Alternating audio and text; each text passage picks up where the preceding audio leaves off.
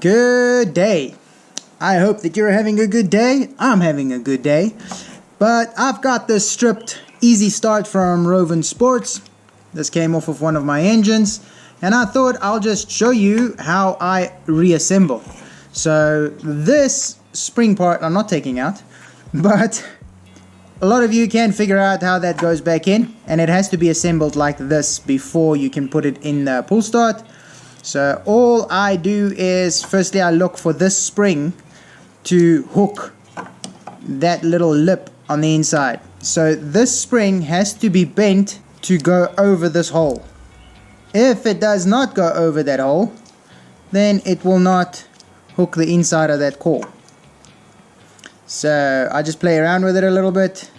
You don't want to put a kink in it, but it's better than nothing. Come on, see, alright, there. So now it's over the hole. Hope you can see clearly there.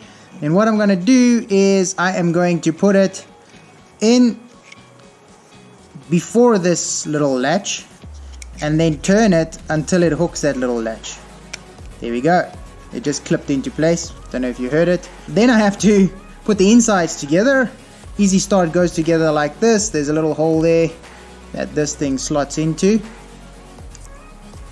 That slots in there, and then this just hooks into that slot over there. Very easy peasy. So you don't want to mess around too much with this because of that spring at the bottom. You want that spring at the bottom to stay in its place. So now we're going to bolt this down, tighten it up. Right, now to wind it up, it only goes one way, right?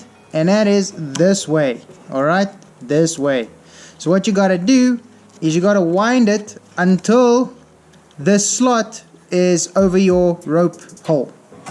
Then you need a sharp implement to pull your rope through that slot. Sorry, knocking the camera here.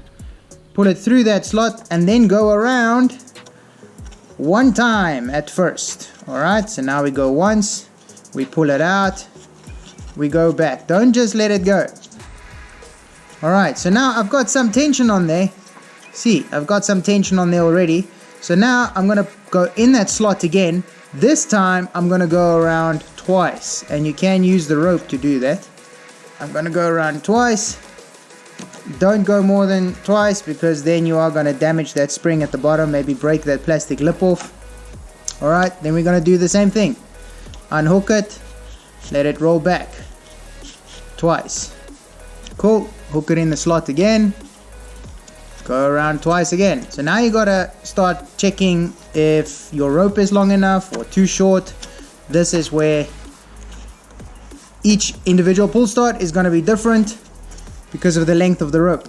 So now I'm gonna pull it through, let it slack, and then see, I still got some rope left. Alright, that's not good.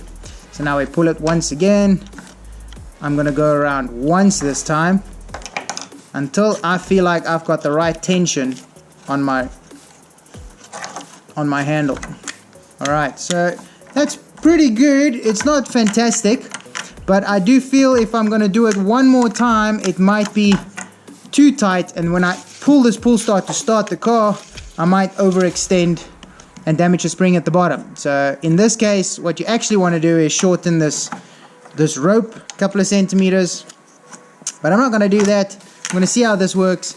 If this flops around too much, which it is. Oh, I guess what I didn't do is I didn't tighten the rope.